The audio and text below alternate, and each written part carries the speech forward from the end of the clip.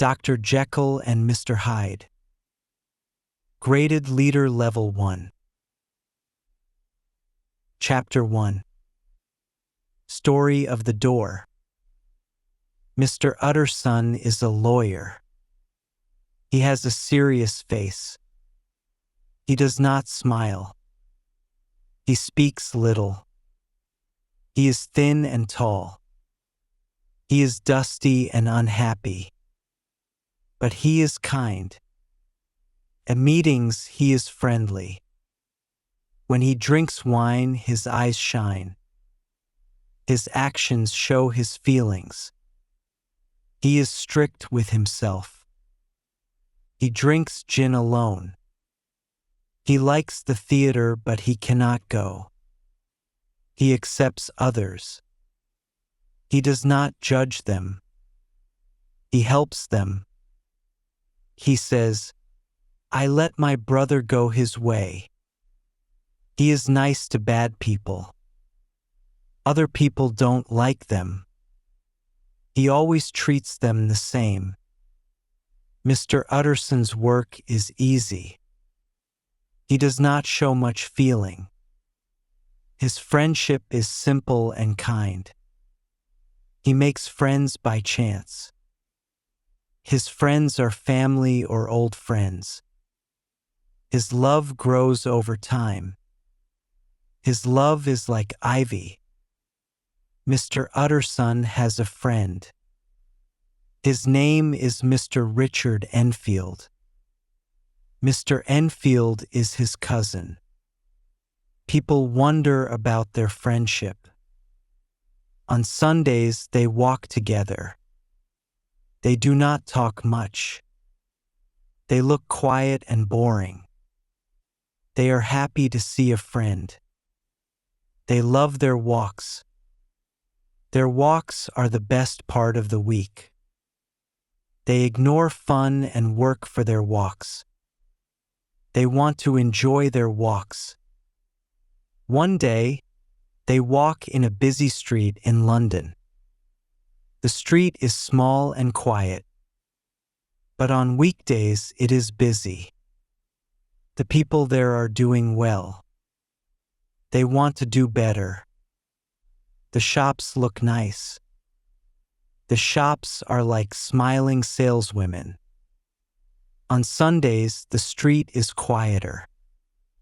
The street is empty, but the street still looks nice. The shops have clean shutters. The brass is shiny. The street looks clean and happy. People like to see it. 2 doors from one corner there is a yard. A strange building is there. The building has 2 floors. There are no windows. Only a door on the first floor. The wall is dirty and old. The door has no bell or knocker. The door is damaged. Children play on the steps. For many years, no one cares for the door. Mr. Enfield and Mr. Utterson walk on the other side of the street. Mr. Enfield points with his cane. "Do you see that door?" he asks. Mr. Utterson says yes. "It is part of a strange story," says Mr. Enfield. "Really?" asks Mr. Utterson. "What happened?" Mr. Enfield starts his story. "One winter morning at 3 o'clock, I am going home. The streets are empty. Only street lamps are there. I feel lonely and look for a policeman. Then I see 2 people. A small man walks fast. A girl runs from another street. They bump into each other at the corner. The man steps on the girl. She screams on the ground. It is scary to see. The man does not care. I shout and run to him. I catch him and bring him back. The girl's family comes out. The doctor comes too. The girl is okay. She is just scared. But we all hate the man. Even the doctor hates him. We talk to the man. We say he must pay. He agrees to pay. The man takes us to that door. He has a key and goes inside. He comes back with gold and money. We look at the money. We think it might not be real. But the man says it is real. We wait until the bank opens. We go to the bank. The money is real. Mr. Utterson makes a sound. Mr. Enfield speaks. We think the same. It's a bad story. The man is horrible. The money is from a good man. I think it is blackmail. The door place is blackmail house to me. But that does not explain everything. Mr. Enfield thinks a lot. Mr. Utterson asks suddenly, "Do you know if the money man lives there?" Mr. Enfield replies, "No, he lives somewhere else. But I saw his address." Mr. Utterson asks, "You never asked about the door place?" "No, sir," says Mr. Enfield. "I do not ask too many questions. Questions can cause trouble. It's like starting a stone rolling down a hill. The stone can hit someone. Sometimes strange things happen. I don't ask questions then." "Good rule," says Mr. Utterson. Mr. Enfield continues, "I have looked at the place. It does not look like a house. There is only one door. No one goes in or out. Only the man from my story sometimes. There are 3 windows on the first floor. No windows below. The windows are always shut. But they are clean. There is a smoking chimney. Someone must live there. But the buildings are close together. It is hard to tell where one ends and another begins. The pair walk in silence for a while. Then Mr. Utterson speaks. "Enfield, your rule is good." "Yes, I think so," says Enfield. "But," says Mr. Utterson, "I want to ask something. What is the name of the man who hurt the child?"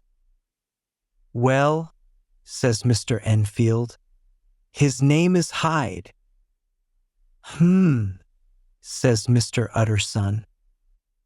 "What does he look like?" Enfield speaks. He says the man is strange. He looks strange. Something about him is not normal. He doesn't look nice. I never disliked a man so much. That person looks unusual. But I can't say where. I can't say why. It's hard to explain. I remember him well. Mr. Utterson walks silently again. Then he asks, "Are you sure he used a key?" "My dear sir," Enfield begins. "Yes, I know," says Utterson. "It seems strange. I know the name of the other man. Your story is important. If you were wrong, tell me now." Enfield speaks. "Why didn't you tell me before?" But I told you the truth. The man had a key. He still has it. I saw him use it a week ago. Mr. Utterson sighs deeply. He says nothing. Then Enfield speaks again. Let's not talk about this again, he says. Agreed, says Mr. Utterson. They shake hands. Chapter 2. Search for Mr. Hyde. He lives alone. He is sad. He eats dinner without joy. On Sundays, he usually reads by the fire. He reads until midnight. Then he goes to bed. But that night is different. After dinner, he takes a candle. He goes to his office. He opens his safe. He takes out a paper. The paper is Dr. Jekyll's will. Mr. Utterson sits down to read it. The will says if Dr. Jekyll dies, all his things go to Mr. Hyde. If Dr. Jekyll disappears for 3 months, Mr. Hyde gets everything. Mr. Utterson does not like this will. It bothers him as a lawyer. It also bothers him as a friend. Before, he does not know Mr. Hyde. Now he knows him and dislikes him. The will is strange and troubling. The name Hyde is now more than just a name. It is connected to a bad person. Mr. Utterson thinks of Mr. Hyde as a monster. I think it is madness, says Mr. Utterson. He puts the paper back in the safe. Now I fear it is shame. He blows out his candle. He puts on his coat. He goes to Cavendish Square. His friend, Dr. Lanyon, lives there. If anyone knows, it is Lanyon, he thinks. House manager welcomes him. He goes straight to Dr. Lanyon. Dr. Lanyon sits alone with his wine. Dr. Lanyon is healthy and red-faced. He has white hair. He welcomes Mr. Utterson. They are old friends. They sit and talk. Mr. Utterson looks worried. Lanyon, we are Jekyll's friends, says Utterson. Yes, but Jekyll changes, says Dr. Lanyon. He talks nonsense now. Mr. Utterson feels better. They just disagree about science, he thinks. He asks, do you meet Hyde? Hyde? No, never, says Dr. Lanyon. Mr. Utterson goes to bed but cannot sleep. Questions fill his mind. The church bell rings at 6. Mr. Utterson is still awake. He sees pictures in his mind. He sees a city with many lamps. He sees a man walking fast. He sees a child running. The man hits the child and walks on. The child screams. He sees a nice, fancy room. His friend is sleeping there. The door opens. Someone comes in. The friend must do what this person says. These pictures keep coming to Mr. Utterson's mind. He sees the person even when he's dreaming. The person doesn't have a clear face. It goes away right in front of him. Mr. Utterson feels very curious. He wants to see Mr. Hyde's face. He thinks this will solve the puzzle. He wants to understand his friend's will. He wants to know why his friend trusts Mr. Hyde. Mr. Hyde's face will not be nice. Even Mr. Enfield doesn't like him. Mr. Utterson must see that face. He thinks this will explain everything. From now on, Mr. Utterson watches the door. He looks in the morning, at lunch, and at night. He watches even when it rains or snows. He really wants to see Mr. Hyde. At 10 o'clock, the shops close. The street is very quiet. Mr. Utterson waits at his place. He hears footsteps coming. Tiny feet go tap-tap. Mr. Utterson hides by the door. He looks very hard. A little man comes. He wears normal clothes. He walks to the door. He takes a key from his pocket. He looks like he's going home. Mr. Utterson comes out and touches him. "Are you Mr. Hyde?" he asks. Mr. Hyde jumps back and makes a noise. Then he talks calmly. "Yes, that's me. What do you want?" "I see you going in," says Mr. Utterson. "I'm Dr. Jekyll's friend. I'm Mr. Utterson. Can I come in?" "Dr. Jekyll's not home," says Mr. Hyde. "How do you know me?" "Can you do something for me?" asks Mr. Utterson.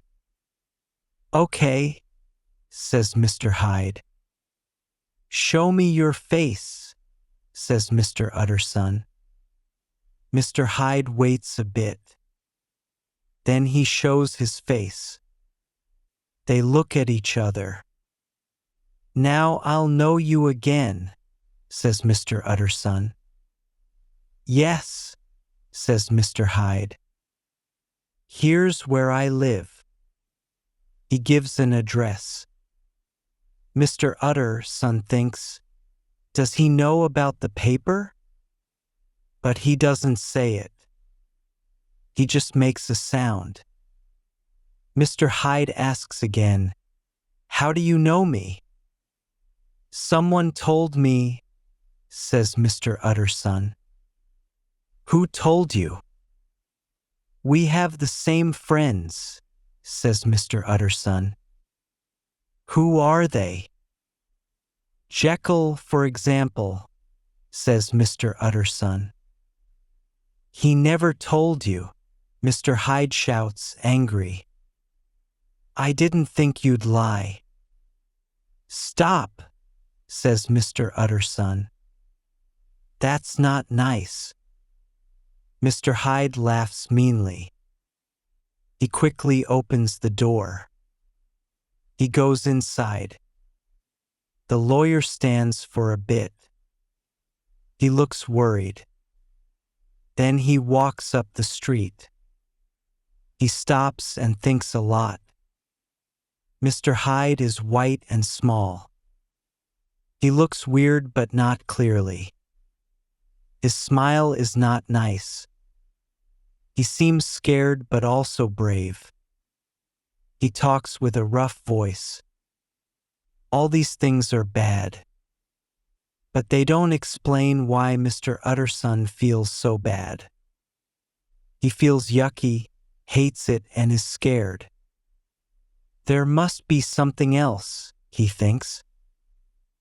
He doesn't seem like a person. Maybe he's like a caveman. Or maybe it's like the Dr. Fell story. Or maybe his heart is very bad. Yes, that must be it, he thinks. Oh, my poor old friend Harry Jekyll. If I ever saw a bad face, it's your new friend's face. Around the corner there's a square. has old, nice houses. Most are now old and rented. Map makers and strange lawyers live there.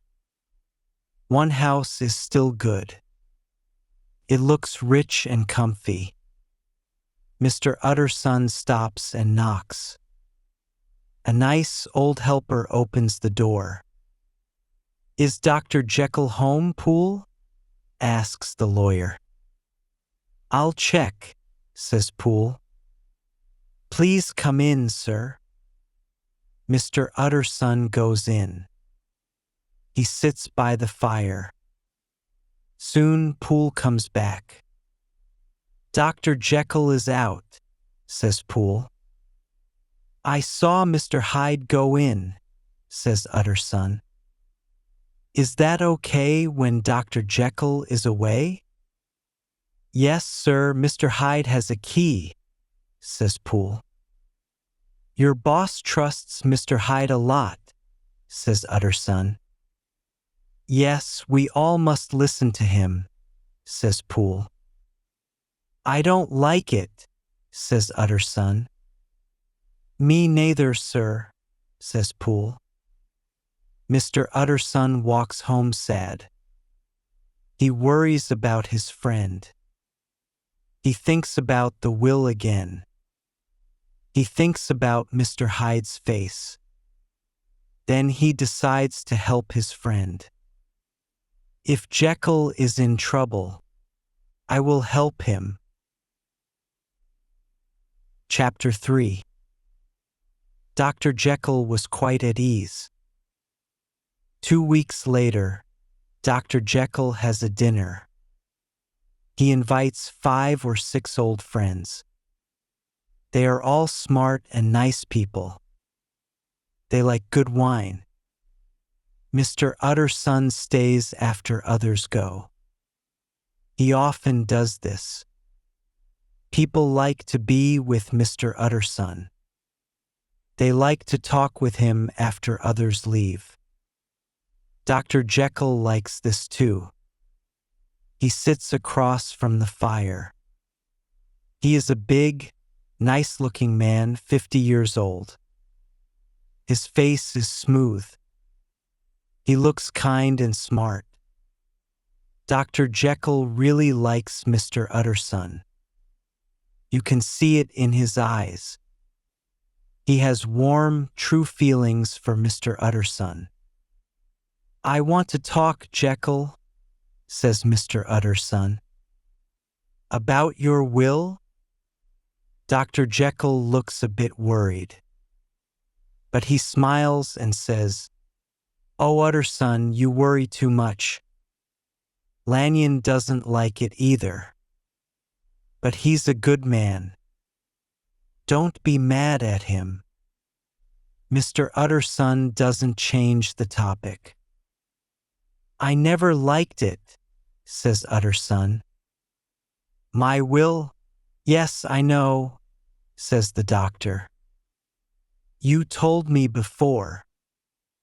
"Well, I'm telling you again," says the lawyer. "I learned something about young Hyde." Dr. Jekyll's face turns white. His eyes look dark. "I don't want to hear more," says Dr. Jekyll. "We said we'd stop talking about this." "What I heard was bad," says Utterson. "It won't change anything," says Dr. Jekyll. "You don't understand. It's very strange. Talking won't help. Jekyll, you know me. You can trust me. Tell me everything, and I can help you. My good Utterson, you're very kind. I trust you more than anyone. But it's not as bad as you think. I can get rid of Mr. Hyde any time. Promise. Thanks for caring. But this is private. Please let it be." Utterson looks at the fire and thinks. I'm sure you're right, he says. He stands up. Well, since we're talking about this, and for the last time, I hope, says Dr. Jekyll, I want you to know something. I care a lot about poor Hyde. I know you saw him. He told me. I'm afraid he was rude. But I'm very interested in him. If I'm gone, Utterson, please help him and get his rights. You would if you knew everything. It would make me feel better if you promise. I can't say I'll ever like him, says Utterson. I don't ask that, says Jekyll. I just want fairness. Help him for me when I'm gone. Utterson sighs deeply. Okay, he says, I promise. Chapter 4. The Carew Murder Case. 1 year later, in October, something bad happens in London. A very important person gets hurt. We don't know much, but it's very scary. A helper lady lives alone near the water. She goes to sleep at 11 o'clock. The sky is clear and there's a big round moon. She sits by the window and thinks happy thoughts. She feels happy with everything. She sees an old grandpa with white hair walking. A small man walks to the grandpa. The grandpa says hello to the small man. The helper lady watches and likes what she sees. The grandpa looks nice and kind. Then she notices the small man. It is Mr. Hyde. She does not like Mr. Hyde. Mr. Hyde has a cane. Suddenly, he gets very angry. He stamps his foot and waves the cane. The old man steps back. Mr. Hyde hits the old man. He hits him many times. The maid is scared and faints. She wakes up at 2 o'clock. She calls the police. The murderer is gone. The victim is hurt. The cane is broken. One part is in the gutter. The other part is gone. The victim has a purse and a watch. There is a sealed envelope. It is for Mr. Utterson. The envelope is given to Mr. Utterson. He is still in bed. He looks at the envelope. He hears the story. He looks serious. I will say nothing yet, he says. Wait while I dress. Mr. Utterson gets ready. He eats breakfast. He goes to the police station. The officer looks worried. Can you help us? The officer tells the maid's story. He shows the broken stick. Mr. Utterson knows Hyde. He sees the stick. He is sure. He gave that stick to Dr. Jekyll. Is Mr. Hyde small? Yes, he is small, says the officer. Mr. Utterson thinks. Come with me, he says. I take you to his house. It is about 9 in the morning. The first fog of the season has come. A dark, chocolate-colored fog covers the sky. The wind moves the fog around. The cab moves slowly through the streets. Mr. Utterson sees many shades of light. Sometimes it is dark like evening. Sometimes there is a strange brown glow. Sometimes daylight breaks through the fog. Soho looks strange in this light. The streets are muddy. People look untidy. Lamps are still on. The place looks like a nightmare. Mr. Utterson feels gloomy. He also feels some fear of the law. Even honest people feel this sometimes. The cab stops at the address. This is Mr. Hyde's house. He is Dr. Jekyll's special friend. He will get lots of money later. An old lady with a white face and silver hair opens the door. She looks mean but talks nicely. She says this is Mr. Hyde's house. He's not home. He came late last night but left quickly. He often goes out and doesn't come home. She didn't see him for 2 months until yesterday. We want to see his rooms, says Mr. Utterson. The lady says no. I should tell you who this is, says Mr. Utterson. This is Inspector Newcomen from the police. The lady looks happy.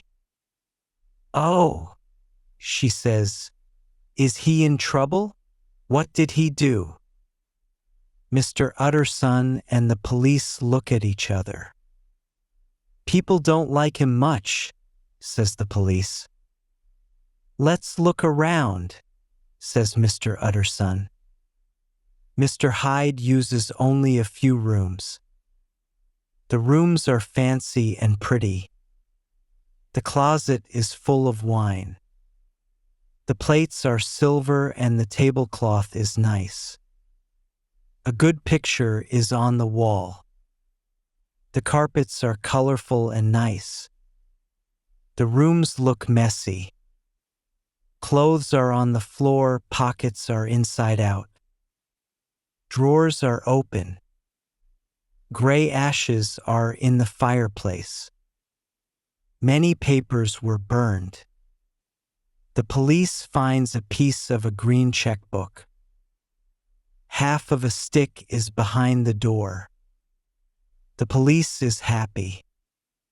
They go to the bank.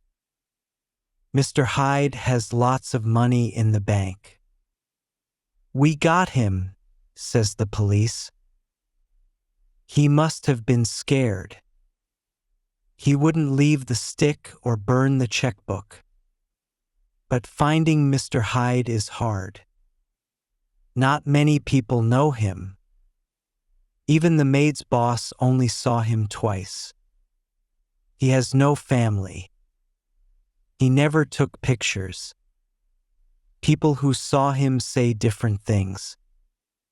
But they all say he looks strange. Chapter 5. Incident of the letter. It is late in the afternoon. Mr. Utterson goes to Dr. Jekyll's door. Poole lets him in. Poole leads Mr. Utterson through the kitchen and yard. They go to the laboratory. Dr. Jekyll buys the house from a famous doctor's family. He likes chemistry more than anatomy. He changes the use of the building. It is Mr. Utterson's first time in this part of the house. He looks at the dark, windowless building. He feels a strange dislike. The room is once full of eager students. Now it is silent and empty. Tables are covered with chemical equipment. The floor is messy with crates and straw. Dim light comes through the foggy dome. At the end of the room there are stairs. The stairs lead to a door covered with red cloth.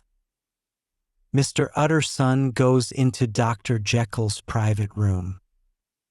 The room is large with glass cabinets. It has a mirror and a business table. There are 3 dusty windows with iron bars. A fire burns in the fireplace. A lamp is on the shelf. The fog is thick even inside. Dr. Jekyll sits close to the fire. He looks very sick. He does not stand to greet Mr. Utterson. He holds out a cold hand. He welcomes Mr. Utterson with a changed voice. "And now," says Mr. Utterson, "have you heard the news?" Dr. Jekyll shudders. "They are shouting it in the square," he says. "I hear them in my dining room." "One word," says Mr. Utterson. "Carew is my client, and so are you. I want to know what I am doing. You have not hidden this man." "Utterson, I swear to God," says the doctor. "I swear I will never see him again. I promise you that I am done with him. It is all over. And he does not want my help. You do not know him like I do. He is safe. Believe me, he will not be seen again." Mr. Utterson listens sadly. He does not like his friend's nervous way. "You seem sure of him," he says. "And I hope you are right. If there is a trial, your name might appear." "I am sure of him," replies Dr. Jekyll. "I have proof I cannot share. But there is one thing you can help with. I get a letter, and I do not know if I should show it to the police. I want to give it to you, Utterson. You will know what to do. I trust you." "You are afraid it will lead to him?" asks Mr. Utterson. "No," says Dr. Jekyll. "I do not care what happens to Hyde. I am done with him. I am thinking of my own name. This bad thing hurts my name." Mr. Utterson thinks for a while. He is surprised at his friend's selfishness, but also feels better. "Well," he says, "let me see the letter." The letter is written in a strange, straight way and signed Edward Hyde. It says Dr. Jekyll should not worry about his safety. Hyde has a sure way to escape. Mr. Utterson likes the letter. It makes the situation seem better. He feels sorry for doubting Dr. Jekyll. "Do you have the envelope?" asks Mr. Utterson. "I burn it," replies Dr. Jekyll. "It has no postmark. The note is given to me directly. Should I keep this and think about it?" asks Mr. Utterson. "I want you to decide for me," says Dr. Jekyll. "I do not trust myself anymore." "Well, I will think about it," says Mr. Utterson. "One more thing. Did Hyde tell you what to put in your will?" Dr. Jekyll looks pale and nods. "I know it," says Mr. Utterson. "He wants to kill you. You are lucky to be safe." "I learn a lesson," says Dr. Jekyll sadly. "Oh God, Utterson, what a lesson." He covers his face with his hands. On his way out, Mr. Utterson talks to Poole. "By the way," he says, "who brought the letter?" Poole says nothing came except by post. And only flyers by that, he adds. This news worries Mr. Utterson. The letter must come by the laboratory door. It might be written in the private room. He has to be careful. As he walks, newsboys are shouting. Special edition. Shocking murder of a member of Parliament. This is the news of his friend's death. He fears for Dr. Jekyll's name. It is a hard choice to make. Mr. Utterson wants advice. He thinks he might find some. Later, Mr. Utterson sits by his fireplace. Mr. Guest, his main helper, sits on the other side. There is a bottle of old wine between them. The room is warm with firelight. The fog is thick outside. The city's sounds come through the fog. But the room is cozy and bright. Mr. Utterson feels relaxed. He trusts Mr. Guest and shares few secrets with him. Mr. Guest often visits Dr. Jekyll's house.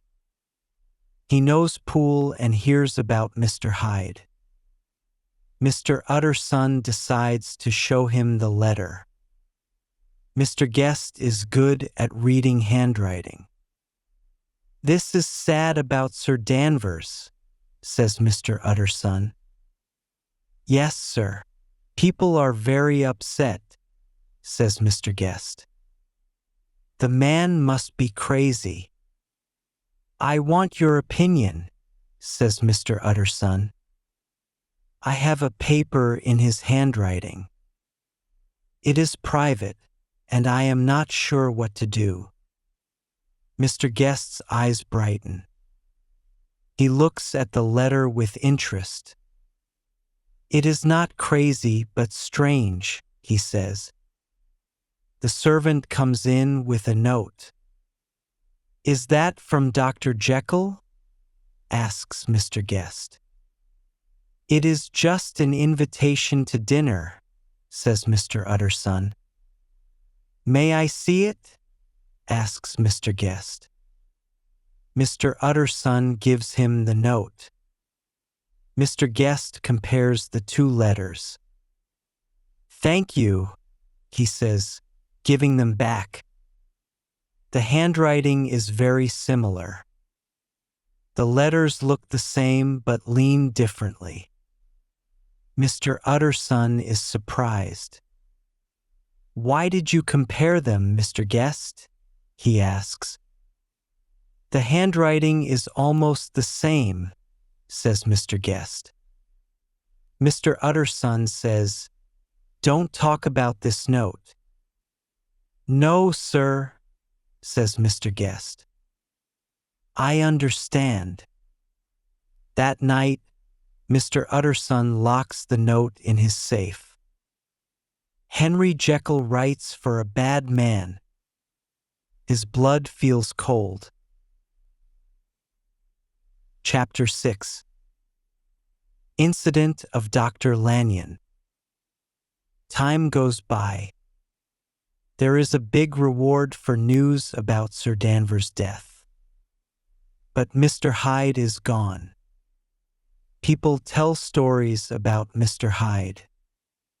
But no one can find him. Mr. Utterson feels better. Sir Danvers' death is very sad. But Mr. Hyde being gone helps. Dr. Jekyll starts a new life. He sees his friends again. He is happy and active. On January 8th, Mr. Utterson eats dinner at Dr. Jekyll's house. Dr. Lanyon is there too. The friends are happy together. But on January 12th and 14th, Dr. Jekyll does not see Mr. Utterson. Poole says Dr. Jekyll stays in the house. On January 15th, Mr. Utterson tries again but is told no. Mr. Utterson feels sad without his friend. He has dinner with Mr. Guest. Then he visits Dr. Lanyon. Dr. Lanyon looks very sick. He looks scared. "I had a shock," says Dr. Lanyon. "I will never get better. Life was nice, but now I am ready to die." "Dr. Jekyll is sick too," says Mr. Utterson. "Have you seen him?" Dr. Lanyon's face changes. "I do not want to see Dr. Jekyll anymore," he says. "I am done with him." Mr. Utterson feels worried. He asks, "Can I help you?" "Nothing can help," says Dr. Lanyon. "Ask Dr. Jekyll." Mr. Utterson writes to Dr. Jekyll. He asks why he cannot see him. Dr. Jekyll writes back. He says he had a fight with Dr. Lanyon. He says he wants to be alone. He asks Mr. Utterson to leave him alone.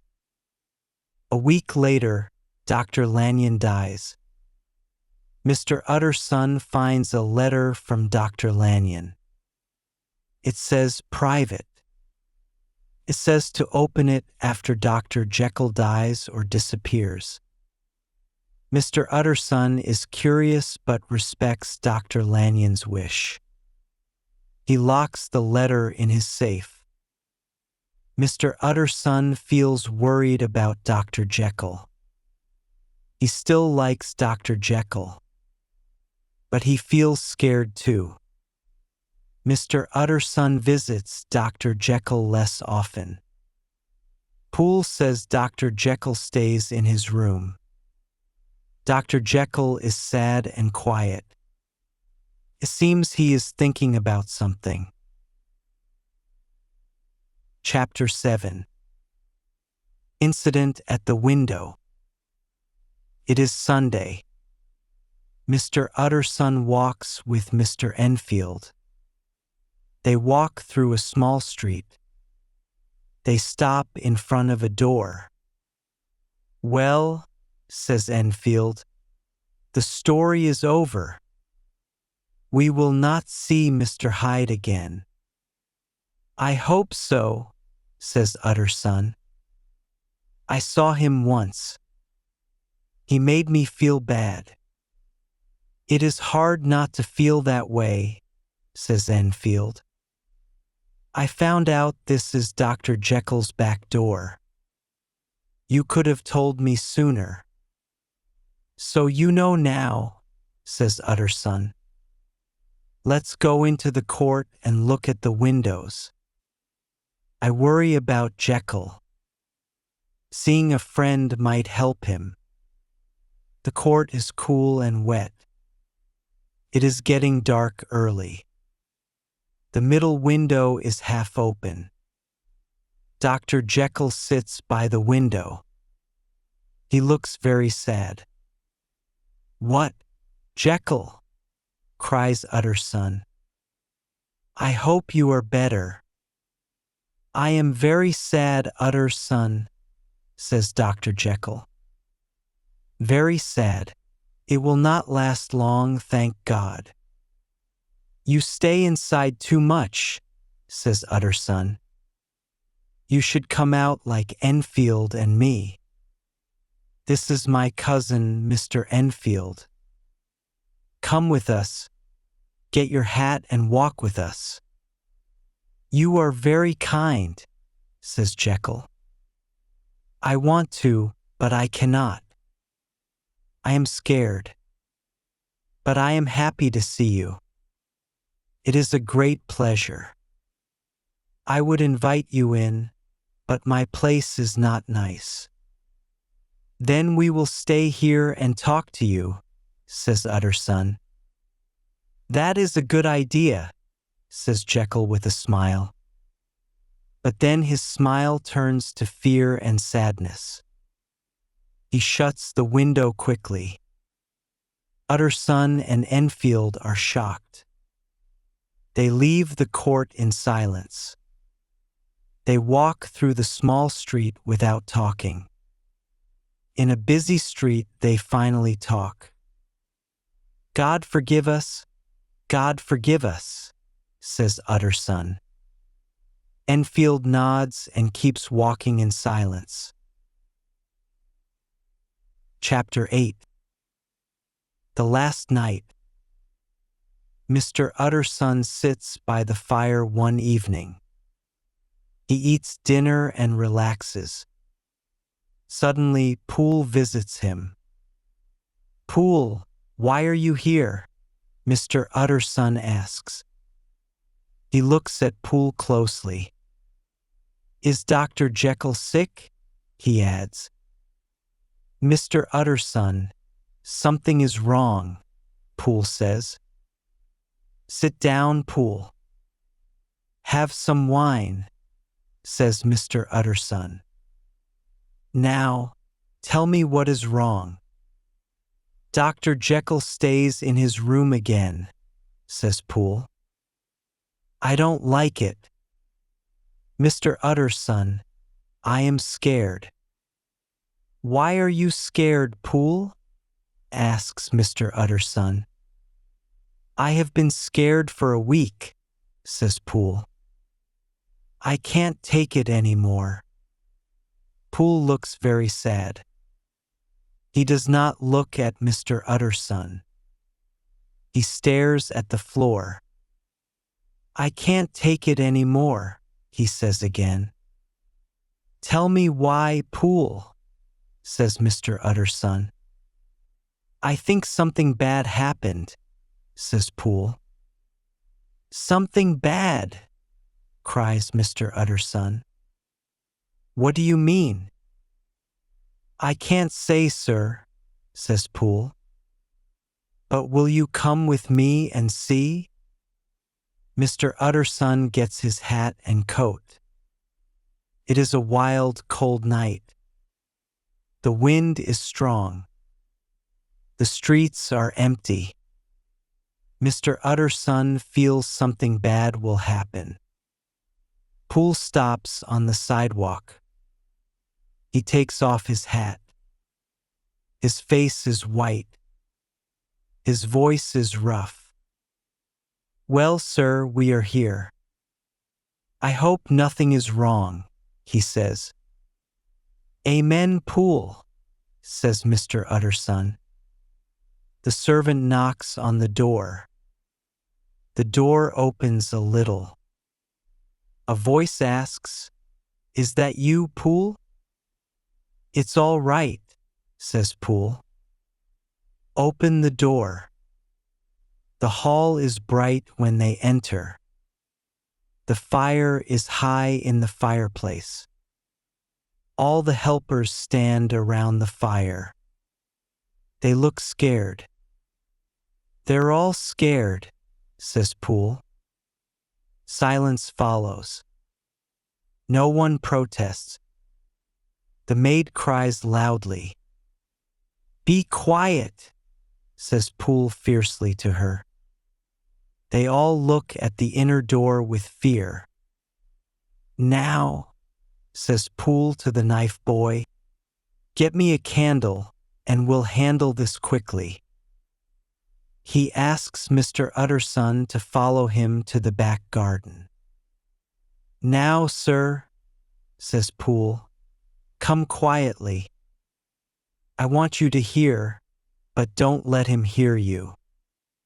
And if he invites you in, don't go." Mr. Utterson feels nervous. He follows Poole into the laboratory. They walk through the room with boxes and bottles. They reach the stairs. Poole tells Mr. Utterson to stand aside. He puts down the candle.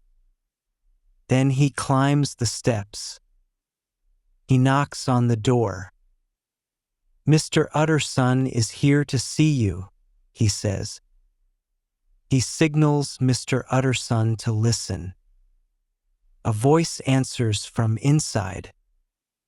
Tell him I cannot see anyone. The voice sounds unhappy. Thank you, sir, says Poole. He picks up the candle. He leads Mr. Utterson back across the yard. They go into the big kitchen. The fire is out. Sir, says Poole, looking at Mr. Utterson, was that my master's voice? It sounds very different, says Mr. Utterson, very pale. But he looks Poole in the eyes.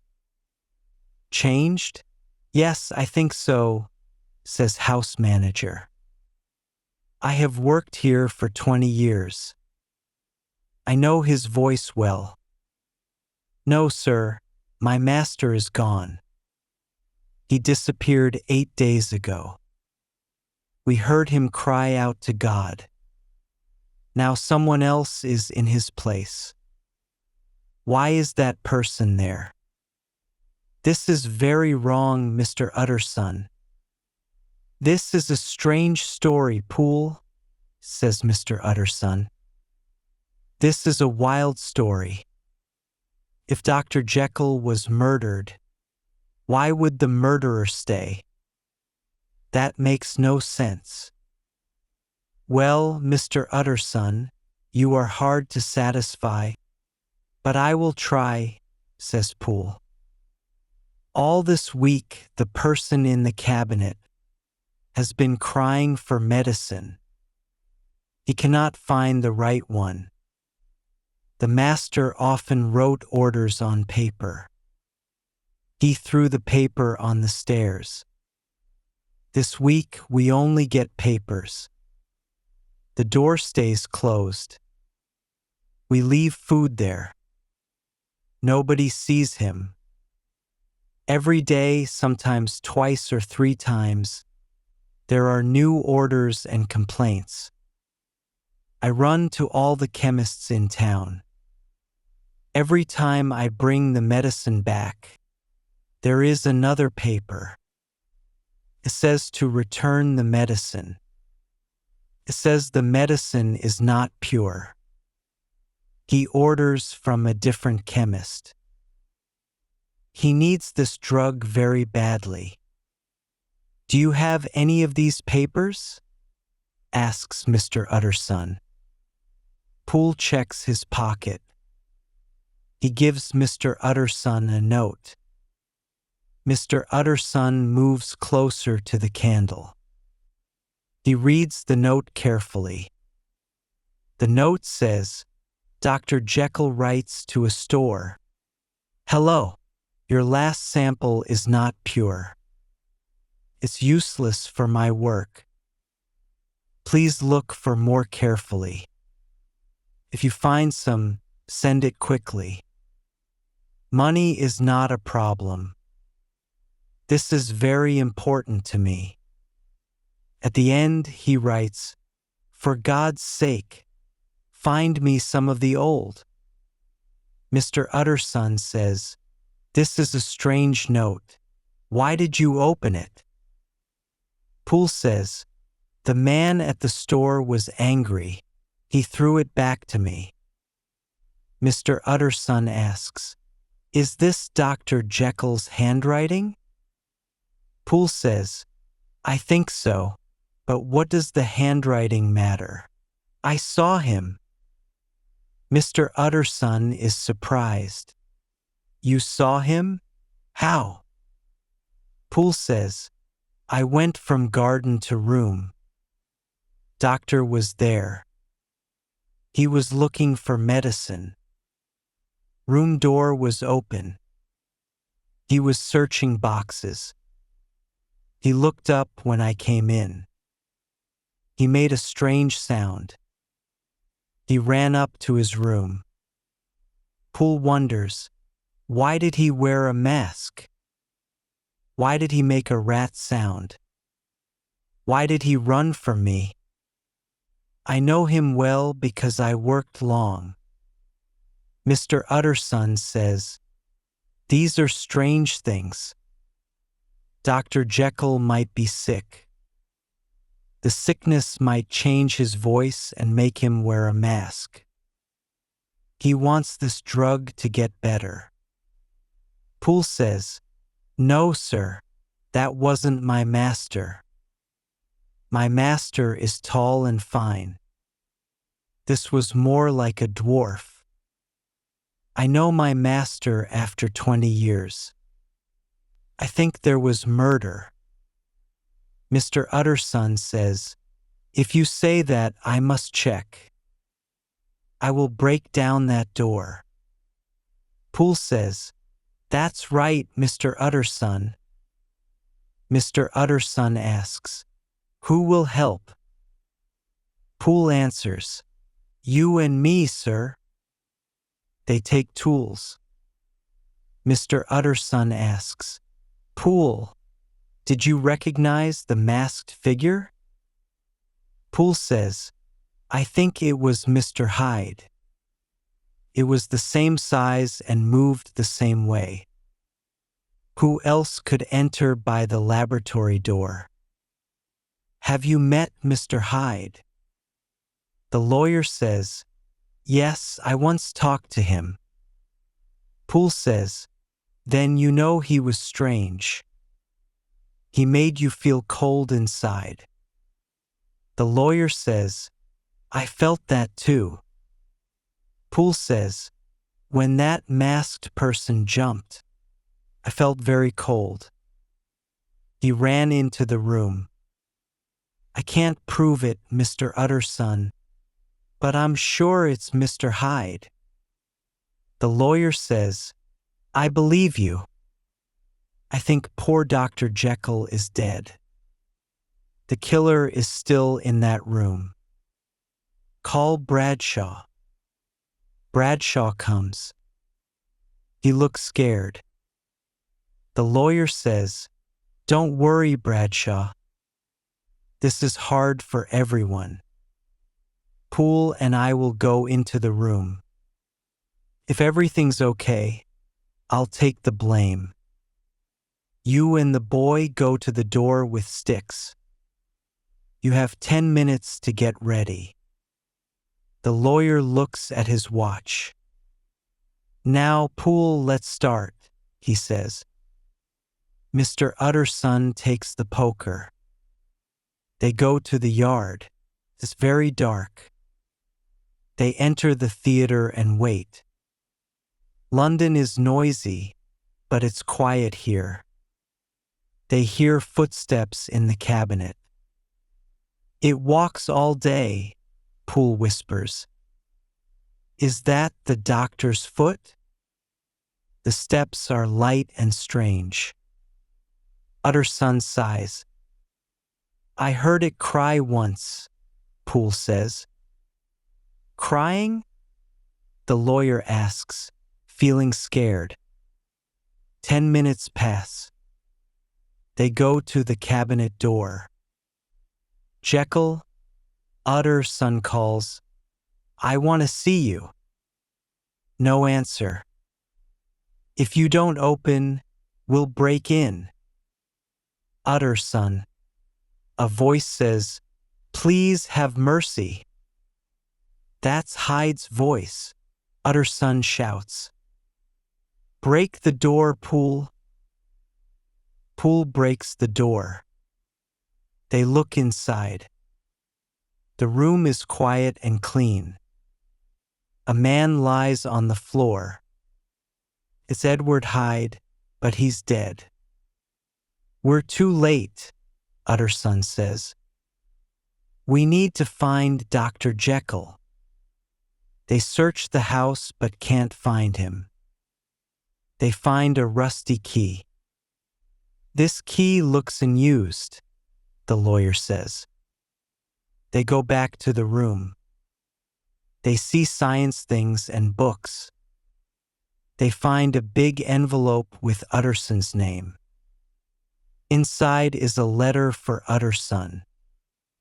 Jekyll must have run away, Utterson says. But why? We must be careful. He starts to read the note. Utterson reads Jekyll's letter. Dear Utterson, when you get this, I'll be gone. I don't know how, but the end is near. Read Lanyon's story first. For more, read my confession. Your sad friend, Henry Jekyll. Utterson asks for the third paper. Poole gives him a sealed envelope. Utterson says, I won't talk about this. We'll try to save Jekyll's name. I'll read these at home. I'll be back by midnight. Then we'll call the police. They lock up and leave. Utterson walks to his office to read. Chapter 9. Dr. Lanyon's narrative. On January 9th, I get a special letter from my old friend Henry Jekyll.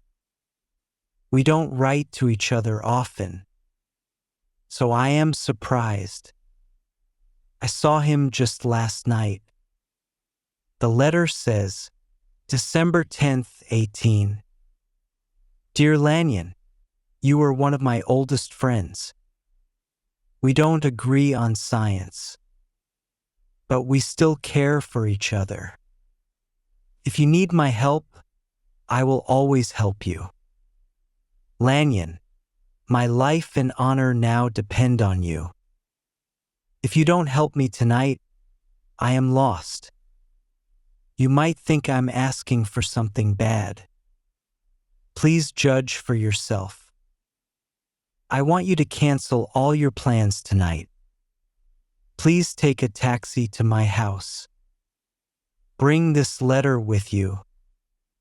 Poole, my helper, will meet you. He will be with someone who can open locks. You need to open my workroom door. You should go in alone. On the left, there's a cabinet marked E. Open it. Take out the fourth drawer from the top. Inside, you'll find powders, a small bottle, and a book.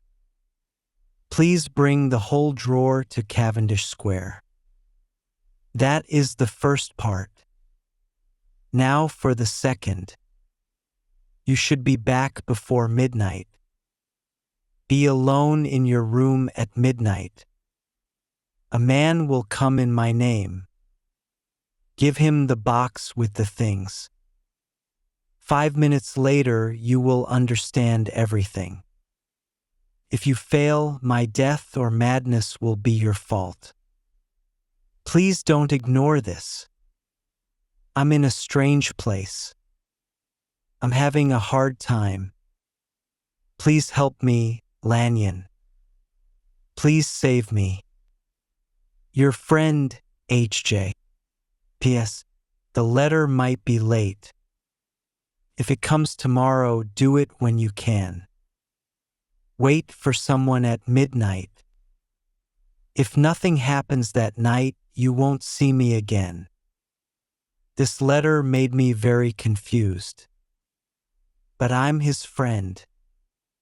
I felt I should help. I read the letter. I thought my friend was crazy. But I wasn't sure. So I decided to help. I didn't understand much, but I couldn't ignore it. I went to Jekyll's house. Poole was waiting. He got a letter too. He called people to help. We went to Jekyll's workroom. The door was strong. It was hard to open. After 2 hours, we opened it. I took the drawer. I went back home. I looked inside the drawer. There were powders. Jekyll made them himself. One had white salt. The bottle was half full of red liquid. It smelled strong. The book had dates. Stopped a year ago. Some notes said double or total failure.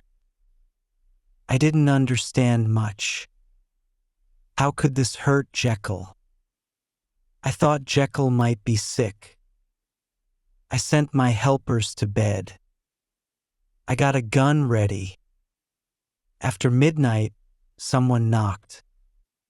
I opened the door. A small man was there. "Are you from Dr. Jekyll?" I asked. He nodded and came in. He looked nervous. A policeman was nearby. The man hurried. This makes me feel nervous. I keep my hand on my gun. I've never seen him before. He is small. He looks shocked. He seems strong but also weak. He makes me feel weird. At first, I think I just don't like him. Later, I know it's more than that. When he comes in, I feel disgusted but curious. His clothes are too big. He looks funny. But I want to know more about him. I think all this very quickly. The man is in a hurry. "Do you have it?" he shouts. He even shakes me. I push him back. I say, "Sit down, please." He says sorry. He says Dr. Jekyll sent him. He tries to stay calm. He starts to talk about a drawer. I show him the covered drawer. He runs to it. He stops. Then he opens it. He sees what's inside. He cries because he's happy. He asks for a special glass. I give it to him. He mixes red liquid and powder. The mix changes color. It makes steam. He asks if he should go or stay. I say I want to see what happens. He drinks the mix. He changes. His face changes. His body gets bigger. I see Henry Jekyll. I shout, "Oh God!" He talks for an hour. He explains everything. I can't write what he said. I'm very scared now. I think I'll die soon. The man was Mr. Hyde. Mr. Hyde killed Carew. Chapter 10. Henry Jekyll's full statement of the case. I am born in the year 18. I have a lot of money. I am good at many things. I like to work hard. I like when people think I'm good. People think I will do well in life. My biggest problem is I can't wait. I also like to be happy too much. It's hard for me to look serious around people. So I hide when I'm having fun. As I get older, I see I live two lives. Some people might like these bad things about themselves. But I feel very shy about them. I want to be very good. So I hide my bad parts even more. This makes my good side and bad side very different. I think a lot about this. I live two lives.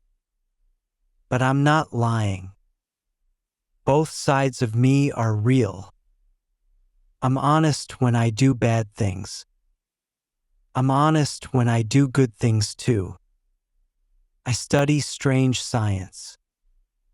This makes me see two sides in myself.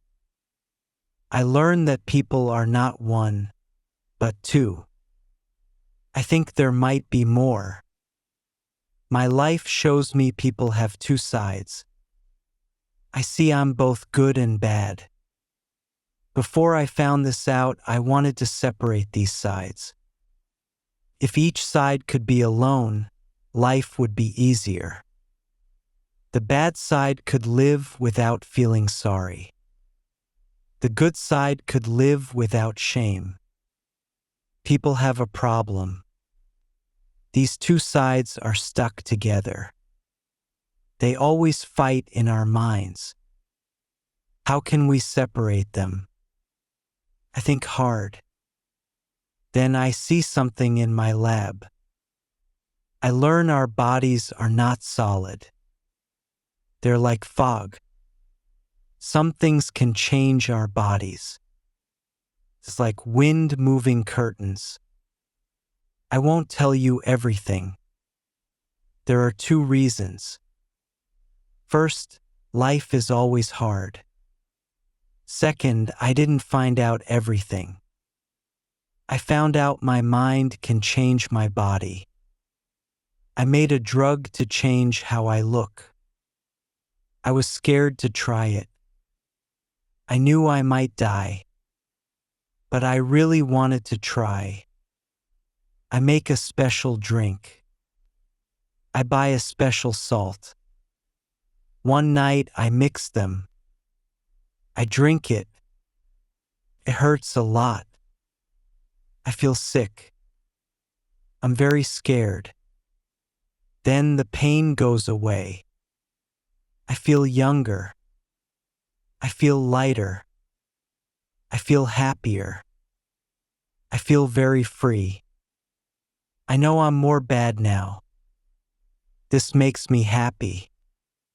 I stretch my hands. I'm shorter now. There's no mirror in my room. I bring one later. It's almost morning, but it's still dark. Everyone is sleeping. I decide to go to my room. I walk through the yard. I walk through the halls. I feel strange in my own house. I get to my room. I see Edward Hyde for the first time. I speak by theory now. I think not know. My evil side is weak. It's less grown than my good side.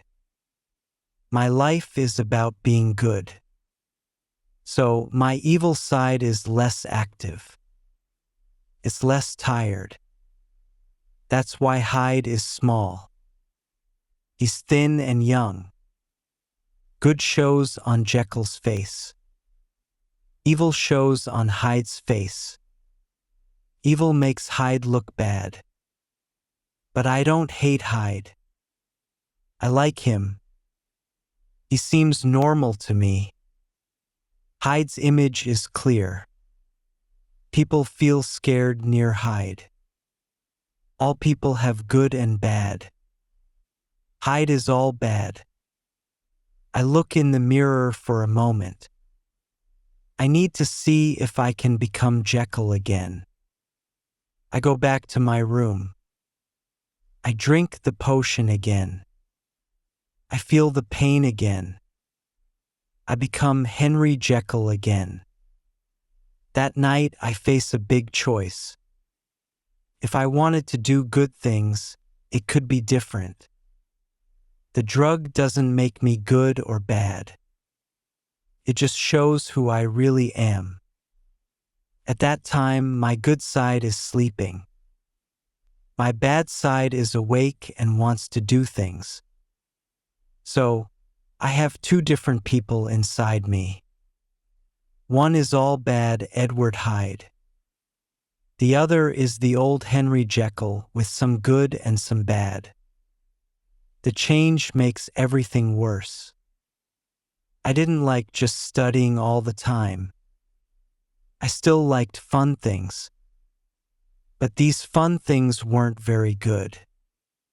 People knew me. They respected me. But I was getting old.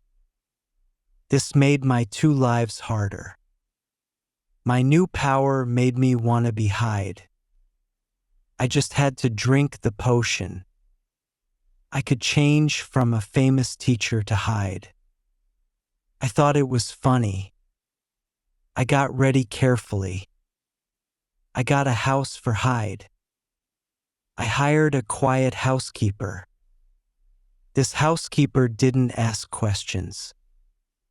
I told my workers Hyde could do anything in my house. I made them get used to me as Hyde. I wrote a will. The will gave everything to Hyde. I did this to keep myself safe. I wanted to be safe if something happened to Dr. Jekyll. I thought I was safe. I could enjoy being free as Hyde. People ask others to do bad things. I do it for fun. I can be good Jekyll or bad Hyde. Hyde can go away fast. Hyde gets very bad. Hyde only likes himself. Hyde likes to hurt people. Jekyll is scared of what Hyde does. Jekyll forgets Hyde's bad things. Jekyll feels happy when he wakes up.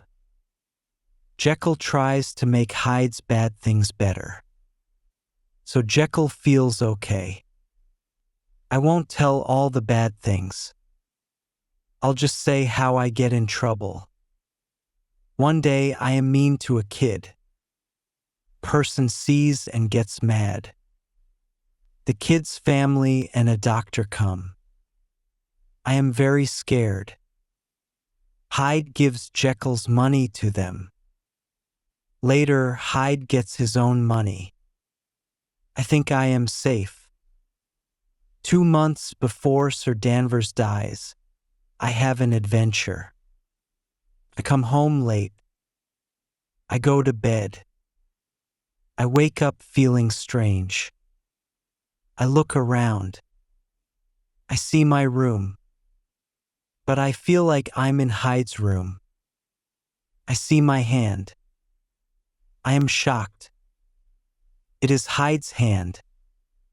I stare at my hand for a long time.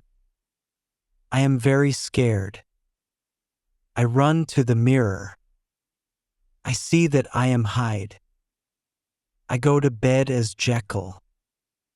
But I wake up as Hyde. I am very scared. I am confused. It is morning. The helpers are up. My drugs are far away. Cannot hide my face. I cannot hide my small body. But the helpers know about Hyde.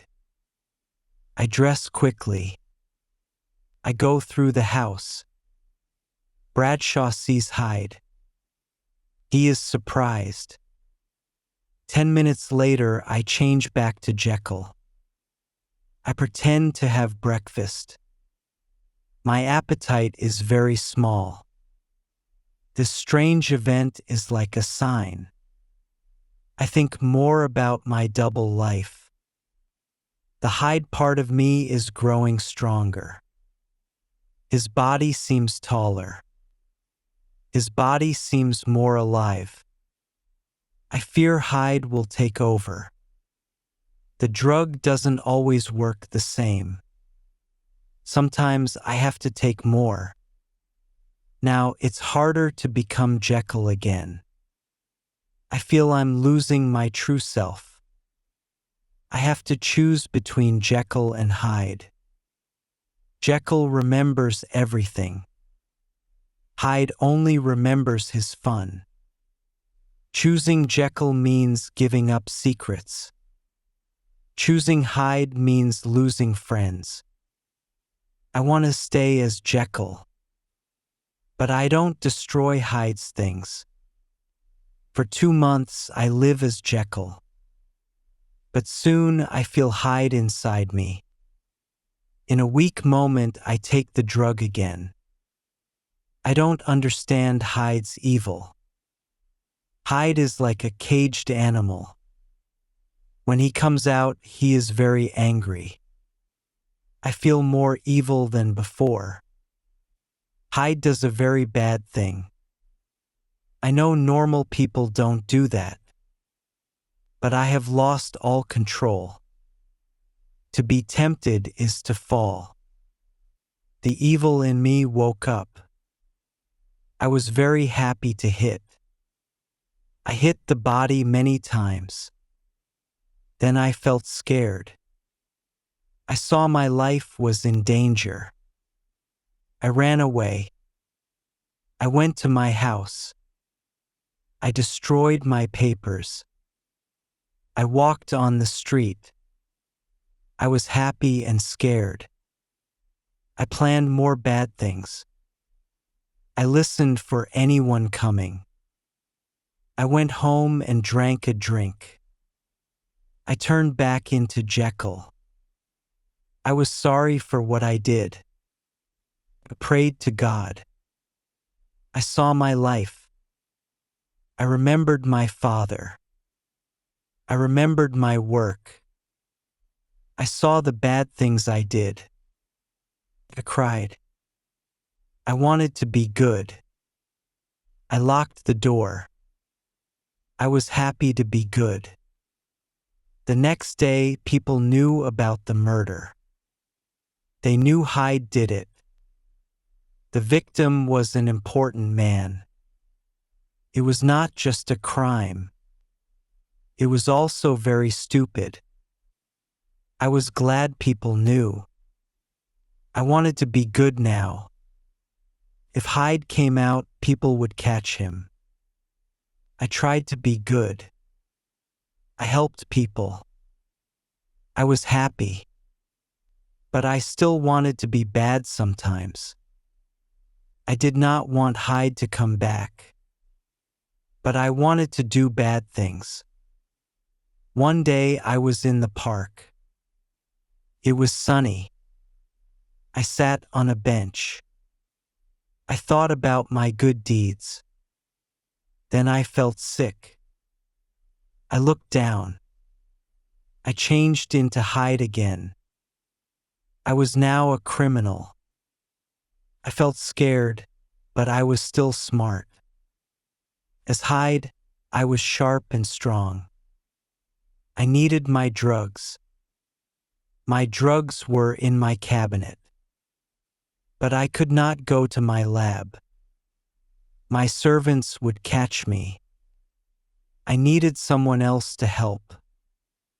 I thought of Dr. Lanyon. How could I reach him? I could write a letter. I had an idea. I fixed my clothes. I called a taxi. The driver laughed at me. I got very angry. I almost hurt him. At the hotel, I scared people. They took me to a room. I wrote 2 letters. One was for Dr. Lanyon.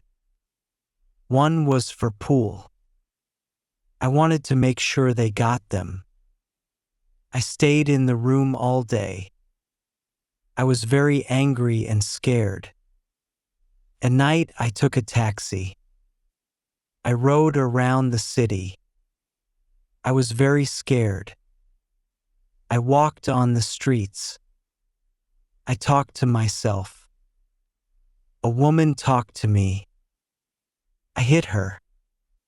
She ran away. At Dr. Lanyon's, I felt scared.